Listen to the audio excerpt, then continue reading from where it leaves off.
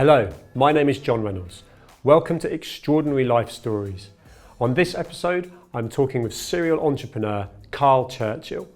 Carl is a prominent businessman and along with his wife Nicole, best known for founding NetPay, a leading payment solutions company that has made a significant impact in the fintech industry.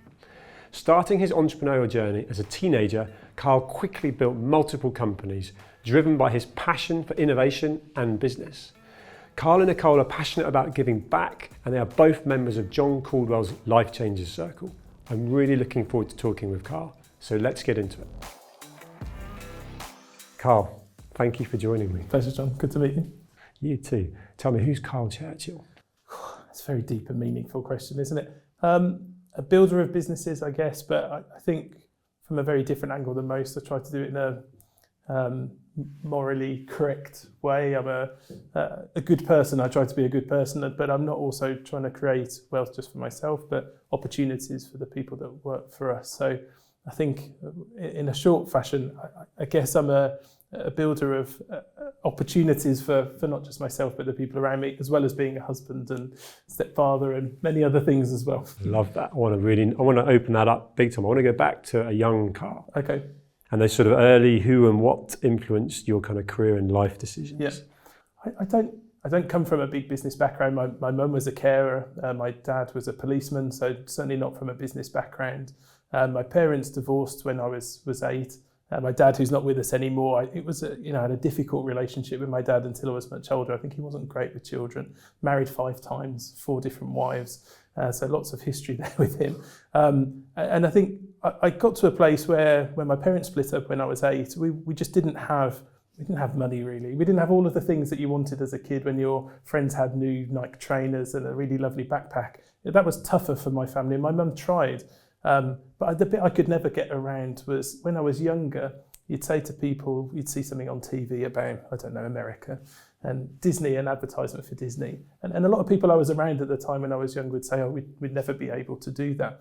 I never really could understand, when you talk to people, lots of different groups and communities, they say, oh, I'd never be able to go there. I'd never be able to do those things. And as a child, I didn't really understand that. Actually, as I got older, I realised it was a financial thing. It wasn't a literal, there's no gates on Disney. You can't not go there as a child. But there was limitations in their own sort of thinking and their vision, really. They're kind of what they were hoping to achieve. So I started work really young. So I worked for a family friend on the markets, actually. I was an apprentice fly pitcher, I call myself. But really, I sold sweets and cakes and biscuits on a market stall. Communication skills. And, selling. I honestly believe... if I hadn't have worked on the market from the age 11, I worked on there until I finished school at 15.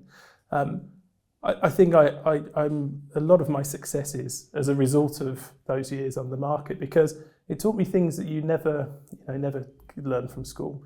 Business studies is a great lesson. I have a GCSE in business studies, but it doesn't really teach you about communicating with different people and adapting your style and your speech to the different people you kind of talk to. It doesn't teach you about lots of things that happen in business, but being on a market stall at 5 a.m. in the morning in the pouring rain, bartering with someone because they don't want to spend £1 on some chocolate bars, you get to a place where you learn real world experience. 11 years of age, up at 4:30, 5 a.m., whatever the weather was. And the guy I used to work for... Creates a habit, right? A work ethic. Yeah, the guy I used to work for used to say, well, we're here now, the weather might be bad, but we may as well set up and try and sell some stuff. So we'd be there in the middle of Stratford-upon-Avon in the pouring rain trying to sell stuff in the freezing cold, 52 weekends a year. Yes. We'd be there. I worked on the bull ring as well. And I did that to try and get some cash together. I wanted to buy my own computer. We weren't in a position where we could go and buy that just off the shelf at the time. So I wanted to earn my own money and build my own independence. And then I got a computer and just started using it and teaching myself. I worked on the market until I left school at 15, but I was doing lots of different things as a child. I worked on the market at the weekends. I was doing an IT transition for a car spares place. Monday to Friday, I'd go after school 2 hours a day. I'd help them move from one of their old platforms over to another, importing all their parts. And it was just, another job, more cash that I could earn. And then I was doing websites for different people as well, just designing the odd website when there was a big Did you sleep? In between all of my schoolwork. It's a funny story, actually, because when I left school at 15, I got through some connections, I got found and got asked to come and interview at a business in Birmingham, just to talk about what they were trying to do with digital media. We used to call it like new media.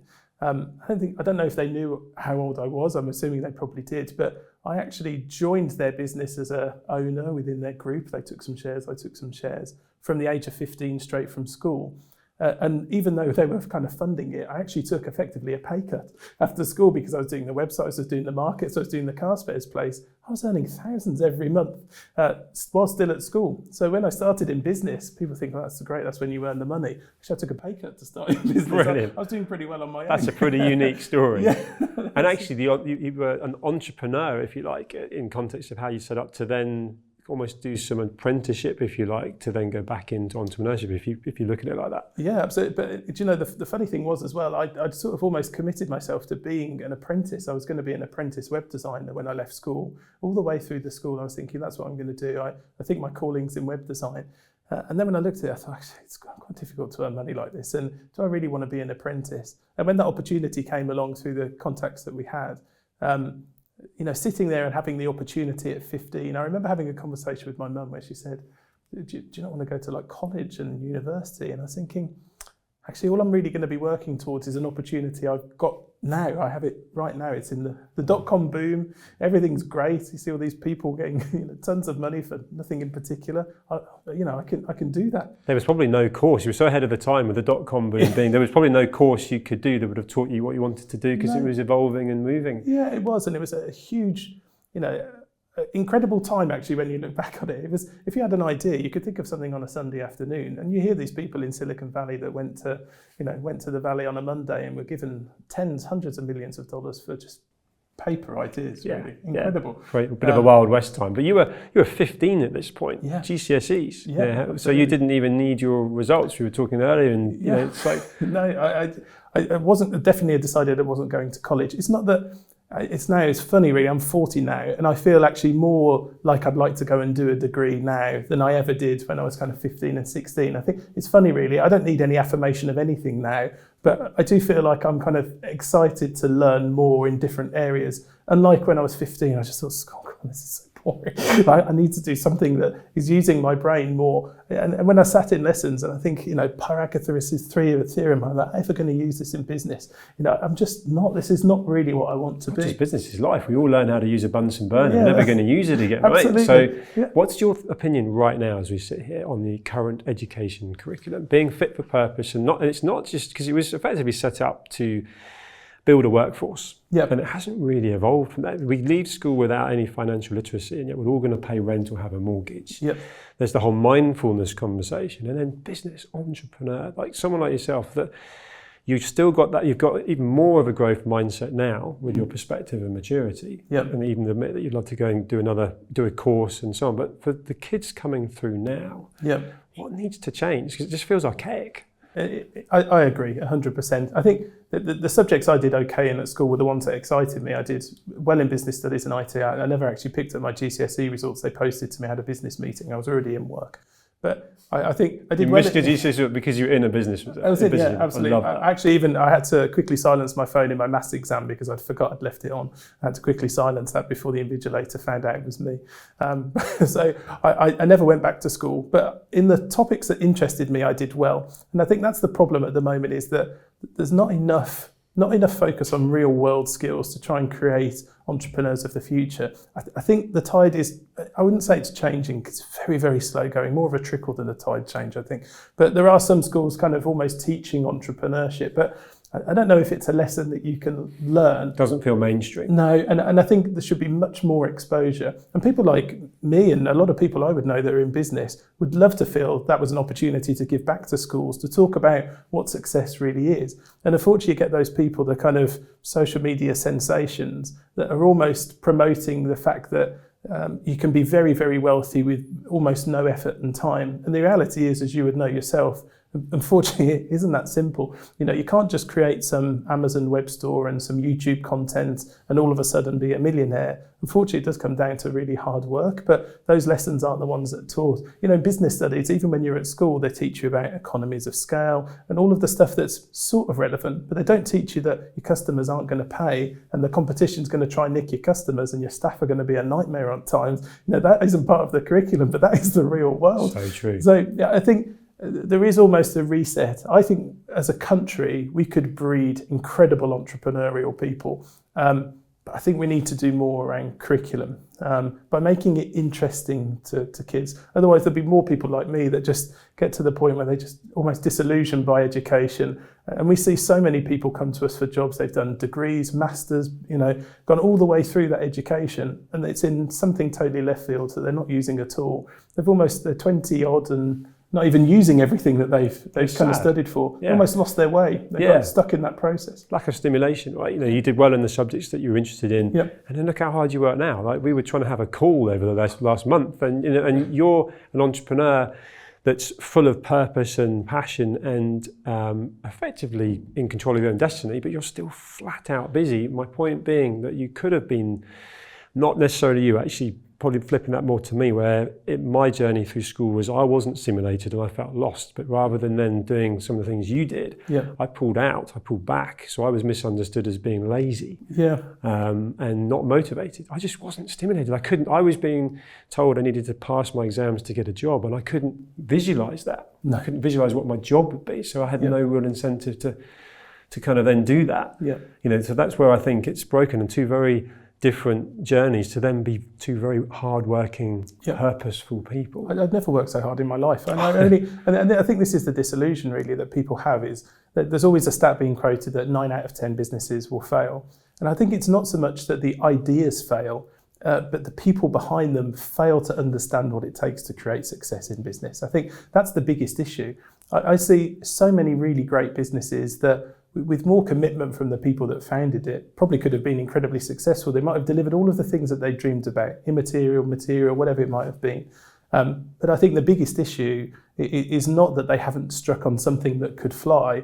It's just they underestimate it's a 7-day-a-week job, And when people talk about work-life balance, unfortunately, when you're starting a business in particular, the balance is vertical. There is no balance. You have to just juggle things as best as you can. And that's cash flow. That's time. You weren't even sleeping at one point. Joking aside, not just filling your diary up with all the things that would earn you the money to be able to then move you forward. Yes, and you have to do those things, and sometimes you have to do things that you hate doing. Nobody loves doing all the kind of the headache and administration around running a business, but when you're starting out, you are CEO and you make the tea and you clean it and you're an accountant. You're all of those things that you have to be when you're starting out. And you've got to be persistent and consistent with that. So it might be all rock and roll and, dare I say, fun and exciting at the beginning, but when you're not, it's a slog and not getting the results and things aren't going right, you've got to stick with it. It's a roller coaster. Yeah, and that's probably a good way of just opening up your business journey, because you're multifaceted, from being an island last week with a brewery, which we're coming to still being 16 and going on to found a business, and then subsequent business. Talk me through the business journey. So I had I'd say a kind of web hosting, web design kind of IT type business, when the one that I went to straight from school. It was in the dot-com boom. I always talk about I went through the boom and bust, in that I didn't lose everything like many people did, but I definitely didn't walk away wealthy. I think I walked away with enough for my bus fare, a bit of lunch and a guy at Coke. I think that was just about my exit, really. But I'd left to found a business at the start of what I would call the real world in .com, where all of that kind of craziness had fallen away. And it was a bit of a bear market where there was no investment really available. But I thought, actually, that's not a bad time to start a business. At least you can build something realistic, something that's sustainable again. So I joined forces with a couple of guys that I was working with, suppliers. They worked for one of my suppliers, actually. And we started a business called DMC, which was another internet and hosting business, but at the start of what I call that real market. And won some great customers, really, really great customers.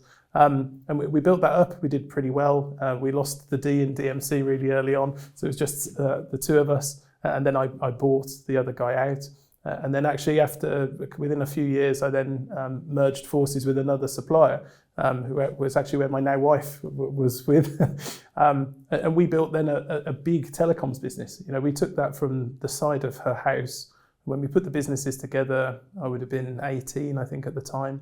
We had about 250k revenue. When we left that business in 2012, it was a 75 million business. We'd really grown it from nothing on an absolute shoestring. When people talk about bootstrapping, I think bootstrapping suggests two. We had half a bootstrap on one shoe. It was the tiniest amount of money, but we did what we needed to do, and we worked the hours that we needed to do, and we built it into an incredible business that provided telecom services, mainly broadband. We had 400,000 broadband customers across the UK. We supported 1,200 other telecoms companies. It was a big organisation. And we sold that to another group, an AIM-listed PLC, in 2010, which made me a cash millionaire, so rather than stuff on paper. And that was, it felt like a good reward at the time. I felt like I was only 25 or something at the time. I felt like I'd worked hard. I'd worked from 15, 16, 10 years of, 7 days a week, really hard slog. So to feel that level of success for me felt good. But then we went again. Yeah. But importantly, you've now got a partner in crime who becomes your wife, Nicole, absolutely. And you do everything together, right? So you actually, by meeting through business, because a lot of people that I speak to, particularly entrepreneurial, they're like, I couldn't work with my wife, I couldn't work with my husband. People say it to us all the time. But you met through business, so actually that probably helped you. Yeah, we met through work. We've worked together now for 23 years. So we've been in business together for 23 years. And so many people say to us, I couldn't do it. My wife had murdered me, or I'd murder my wife, it would never happen. But I think the reason it works for us, I always joke about this whenever I do a talk. When we did the first exit, if it wasn't for my wife, I'd be sat on the sofa in a dressing gown watching Only Fools and Horses. I absolutely would, because I felt like I needed a break. And it was her that said, we'll take a sabbatical. I'll take a year. You take 3 months. We're literally 2 weeks into selling that business next to, and she was like, we've got to go again. We've got to go again. There's so many things. We can't retire on this money. And I thought, oh God, do we have to go straight away? Can we not just leave it? No, we need to go now. We can't waste any time. So we did. We built another business, a fintech business from scratch. And seldom do we we buy businesses, but we integrate them into a business that we've created. So I wouldn't say that we're like an acquisitive business. If the right opportunity comes along, what we really enjoy, the stuff that makes us tick, is starting with a blank sheet of paper, like, what do we do now? What are we going to sell? Who's going to buy it? Who do we need on the team to try and make us successful? We start from a blank sheet of paper. So after the first exit, we came out in 2012, and we went again, and we built a payments business called NetPay. NetPay provided just normal card processing services to different SMEs and mid-market customers. And we wanted to really differentiate on the technology. I'm like a salesy commercial, but really I'm a geek at heart, if I'm absolutely honest with you. I love the tech. I love solving problems with tech. I think is definitely something I enjoy.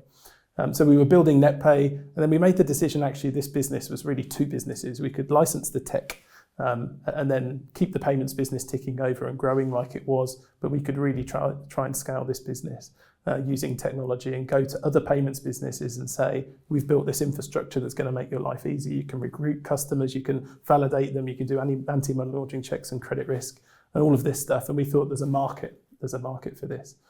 So in 2016, we split off the business and we grew. I think when we split the business, we were about 20 or 30 people.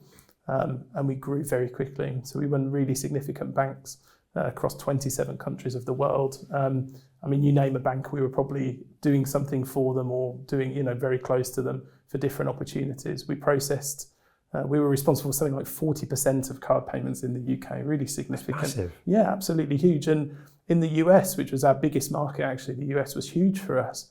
We were processing payments for customers you would never imagine. When you sat there, when we take ourselves back to when we sat there with that blank sheet of paper on our dining, like, what are we going to do? How are we going to create a product? Who's going to buy it?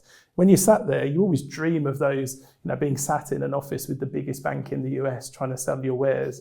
You never imagine it's actually going to happen. And we had a few, both Nikki and I, my wife, we had a few moments where we'd sit in the US we'd be sat in the Four Seasons Hotel, having had a fantastic meeting with the bank.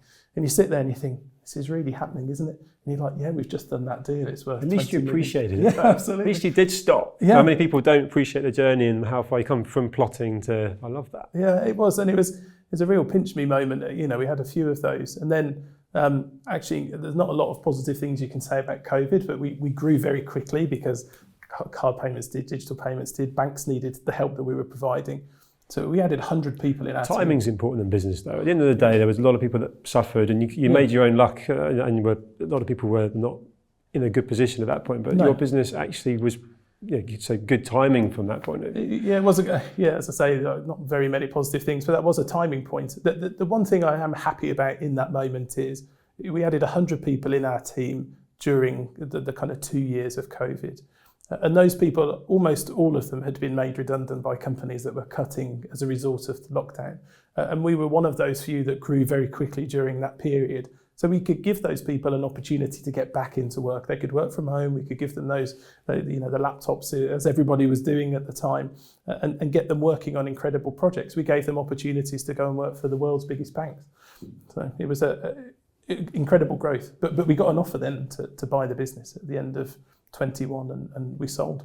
Tell me more about that, because as an exited entrepreneur, along with Nikki as well, a lot of people say that's the holy grail. I want to know the exit journey on that, and then I want to talk to you about the feelings afterwards. Some people start businesses because they're trying to build a legacy, and they want to hand it down through generation.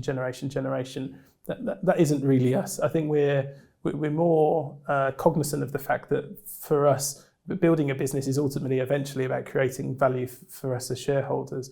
But that's not because that's the biggest priority for us. It sounds like a really weird thing to say, but I always think actually selling a business is a bit of an anticlimax, if I'm honest. And it's a bit of a weird thing because you've got the cash in the bank, you think you should be celebrating. And I do, and we do as a couple as well. But almost giving the business away, something that you've worked so hard on. Like your baby. Yeah, it's your baby. Yeah. And you know it's part of the process. Do you have a loss of identity at that moment? I don't, because we've always got something else going on. Yeah, I thought you'd say that. That's it. So it's never like I've not lost everything. We got rid of a baby, but we still got 5 more in the cupboard. It's there's plenty going on. But I think it is a weird situation. We sold the business to a very, very big US company, a partner that we'd worked with for a long, long time. And they bought everything that we had across the world, bar one country. We kept Ireland, which is the reason we spend so much time in Dublin now.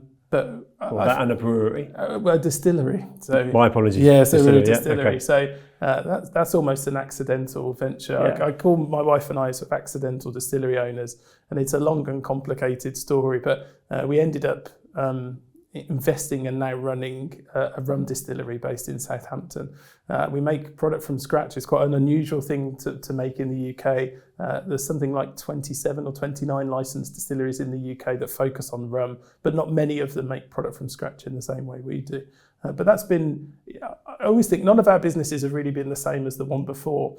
And I think that's almost the kind of true sign of someone that's just believes in what you can do, because I would never have said we would own a distillery one day. If I'm absolutely honest with you, my wife and I rarely drink. I mean, we drink our own rum now, but we wouldn't really go out to drink, and we don't have those kind of parties like many people would do because we're always working so hard. Keeps life interesting though, and it's multifaceted, right? You've got to be learning something new, but you're plugging in the same skill sets, plus there's the challenge to learn new things. And actually, I want to just ask you something in context of that kind of exited entrepreneur, multiple kind of businesses and previous businesses.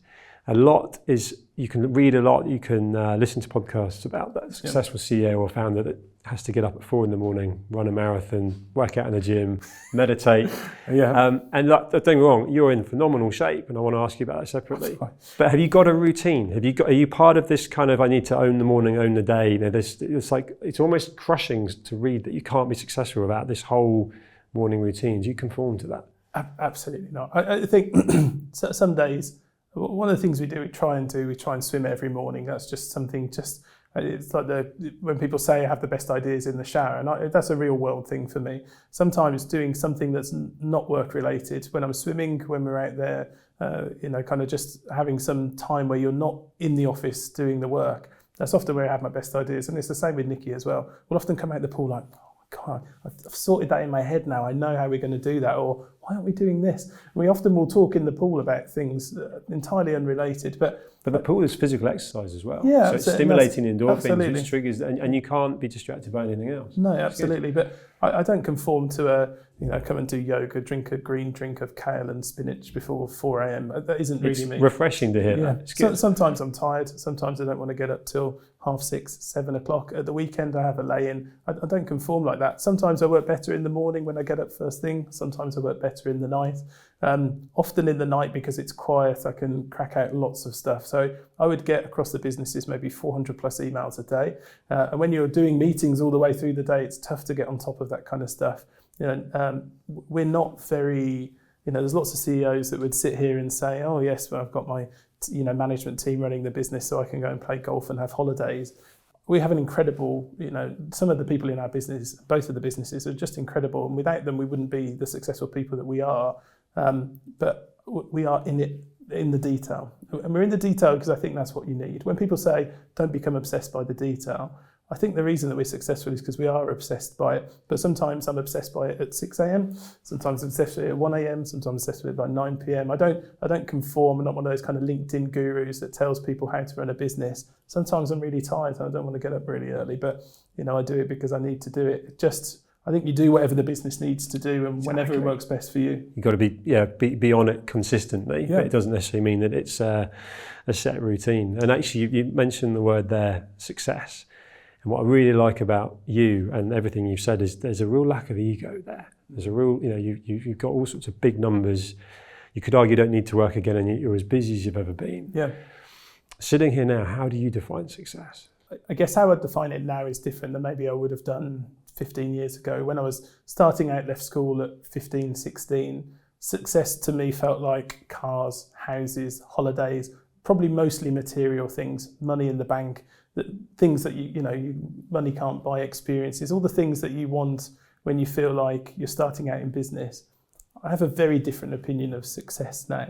And that I think has come from the fact that, we have all of the material things that I could want. And listen, could I go and buy a house in 10 of the biggest cities of the world? No, I wouldn't have the capital to do that.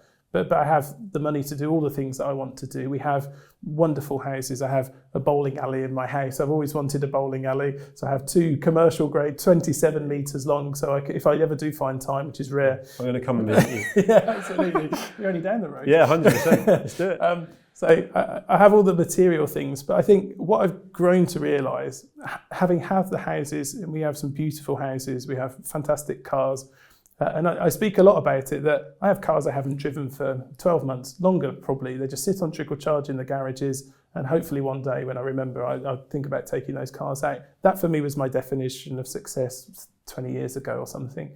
For now that I have all of those things, they aren't as fulfilling as you think they're going to be when you're 15. That's the word, fulfilling. Yeah. I always bring it back to fulfilling. And actually, we've been connected by John Caudwell. Yeah, absolutely. Yeah. And the philanthropic side of what John's doing with the Life Changers Circle, which you and Nikki are part of. Yeah. There's a real sense of, you even touched on it earlier when you're talking about wanting to go and do a degree, to educate yourself, to be a better version of yourself, to give back. There's a real feeling coming from you that you want to be able to give back. Yep. And that's been a key mission of yours to be involved in, because you're so busy, right? I guess it works really well with John set the infrastructure up and putting his own money where his mouth is and so on. But is that a big part of, sort of the success, if you like, that you can then pay back? And that's exactly my definition of success now, actually. I think that the reason we backed Caudwell children principally as part of the Life Changer Circle, I like the setup of the charity. Great facility, actually. If people have the opportunity to go to Stoke, you should see it. It's world class. It really is. John covers all the administration overhead, so every pound you give is going to go and help the children that he's supporting. So that was a big thing for us. I kind of weigh up, and Nikki the same. When we're sitting there thinking about the things that we want to do in our life and our definition of success, I could go and buy a Ferrari. I could go and spend 350, 400 grand on a new Ferrari tomorrow. And I could do that. I'm in a very fortunate position where there's not very many things I wouldn't be able to go and do. Or I could buy 20 powered wheelchairs that would change the lives of 20 children. For me, that's a no-brainer conversation. And that really, for us now, is our definition of success. through our contributions to Caudwell, last year we helped 116 children. 10 of those we changed their lives through powered wheelchairs and other sports wheelchairs equipment. So for me, having a car that I will sit in the garage I might not drive for another 6 months or 12 months, or changing the life of 20, 30, 40 children is really not a question for me. So now my wife and I kind of think of our definition of success has evolved. Our family are fine. Our children will should never be without. We can always afford to put them through school and their children through school and all of those things. Sure. But for us to be able to help so many children through things like the Life Changer Circle is absolutely where success is at for us. And the reason we work so hard now is because we want more of that success. But it gives you purpose, Yeah. right? I can feel it coming off you as you talk about it. And as you know, I interviewed John Caudwell, and for someone that's sold a business over $1 billion, Yeah. and there are so many people that are wealthy that are so unhappy that don't have that purpose that you have, that John has. How do you, I don't want to say educate, because that's almost condescending to people that have clearly potentially made a lot of money, or if they've been born into a lot of money as well. How do you almost sort of get this to ripple off from you, John, and the people that are getting that word fulfillment from being able to actually have the pleasure of helping people that's benefiting these people that don't have a life they can live as well, until you actually help them when they do have a fleet of cars in the garage, houses everywhere, but they're not helping anyone. No. How do you get that across? It's a conversation John Caudwell and we've had a few times when Nikki and I had dinner or lunch with him a few months ago. And it is frustrating when you encounter those people that say, "Oh, I keep my charitable giving silent." Now, really, what that typically is a replacement for, "I do nothing for charity, so I keep it silent so people don't think I don't do anything for charity." I would say, and I do say to wealthy people very often, and I've been eternally disappointed by how little people with incredible wealth, much wealthier than us, people with incredible wealth, how little they give to charity.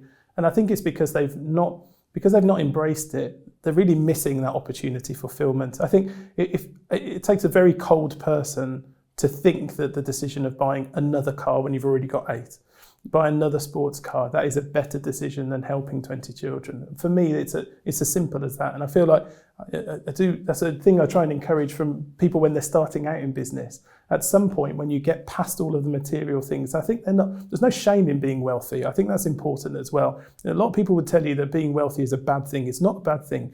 I enjoy being wealthy. It gives me choices and options and lots of things. So having wealth is not a bad thing. And I'm not negating, I'm not going to sell my house and live in a 2 up, 2 down so I can help more children. I enjoy all of the things that we've got. But I think there is a point where you say, actually, I don't need any more things. I don't need another house. I don't need another car. I will have all the things that I want and my children are all fine. But it is time now to start giving a bit more back. And I think if more people did it, they'd realise how fulfilling it was. Yeah. And I think actually the country that we're sitting in now would be in much less of a crisis if the wealthy people decided, actually, that is a fulfilling thing. I should do more of it. It's a cultural thing, though. But you look at, this is a whole curveball conversation, but if you look at social media and the definition of success, which is not what you said, it's look at my Lamborghini outside and the Dubai marina behind me and I'm a successful entrepreneur, and then everyone aspires to have that. I'm smiling because when I was researching you, as much as we'd connected and so on, if you put your name in to Google and search, it comes up with a rich list. It's probably the worst thing you probably want as Carl tells you, this lack of ego and so on. It's like, but that definition of success goes so hand in hand with being wealthy. It's just then people just seem to not share it, not want to give back. So it's a great message from you to be able to do. And also, I wanted to ask you what your message would be for a young Carl growing up, a young aspiring entrepreneur in today's world. It's changed. We've got AI, and with the bright brain that you've got and immersed and current and relevant in business right now, what advice would you give that young aspiring entrepreneur? I think definitely do it. I think that's the key thing, and just get on with it. I always, in our old office, our NetPay office, I used to have a Winston Churchill quote, and it says, "I like things to happen, and when they don't happen, I like to make them happen." And it's a famous Winston Churchill quote, and I'm no relation, despite the surname. People do ask, but it's definitely not. The bald head is the giveaway. Plugging the Churchill friend. That's it. But I think you've got to be prepared to make it happen. Social media, I think there's so many great things about social media and so many awful things that it's done. And I worry about the generation that we're creating now, because they watch lots of people on there, these supposed influencers, people that are selling courses and Christ knows what else to try and make them rich, supposedly. But the wealth that those people have is not from doing the things they're trying to educate you to do. It's from selling you courses and memberships and subscriptions. That's where they're generating the wealth from. That there are no shortcuts to success. But there are incredible opportunities from just knuckling down and getting on with it and making it happen. But you've got to be prepared to make some sacrifices in time. If you're looking for work-life balance really early on in your business, I'm sorry, you're going to be really disappointed unless you've struck on something very different than most. But I think there is so much reward if you're prepared to make the commitment to making things successful. And I think my definition of success now is different, but I'm not saying that everyone's definition of success can't be different. You know, I wanted to look after my mum. She has a house she doesn't pay for. She doesn't have to pay any bills. I pay all her bills for her. That is a definition of success for me. But people will have lots of other definitions of success, and they're all right. Whatever your definition is right for you. But please do make it when you get to a place where you've got enough wealth, where you've bought all the things that was your definition. Giving back is the most fulfilling thing. So that would be my message to young me, is maybe try and do that earlier on, because we found bring that in early, and whatever you can afford, right? When you start, and you don't have to give. We made a very big commitment, seven figures to Caudwell children, but it's not. You don't need people to make big commitments to make a change. Actually, change starts the habit, doesn't it? It starts the culture. £5, £10, sacrifice 2 coffees a week, give that money to charity just to make a difference, and just to a cause that you believe in. I think all of those things can help, and it is incredibly fulfilling. I get a lot of joy out of making money. I get a lot more joy out of giving it away. It's quite a peculiarity, really, isn't it? But I definitely do. No, I can share that. I can remember being old enough to have enough pocket money that I'd saved. I think I was probably 12, 13 years old, and it got to Christmas, and I just went out. I don't think I purposefully went to do it. I went out to the shops and I bought my family presents. And as I started to buy one present, I think I saw something that I thought my sister would like that. And I'd never done it before. My pocket money was for my toy cars and sweets and whatever. Suddenly, that'd be nice for Gemma.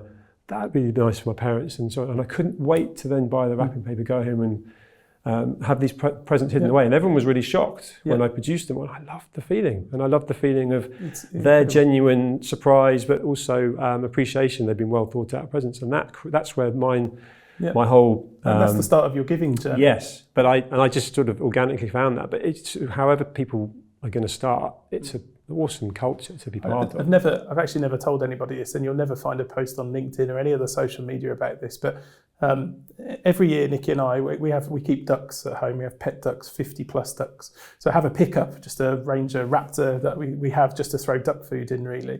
But every Christmas we will go to Smith's, the toy store. We fill the pickup with toys and we drive it to Mission Christmas, a local initiative to give it to families that they couldn't afford a present. And then we after we've done that, we go to a cash and carry, fill it with food, and then we go to the food bank.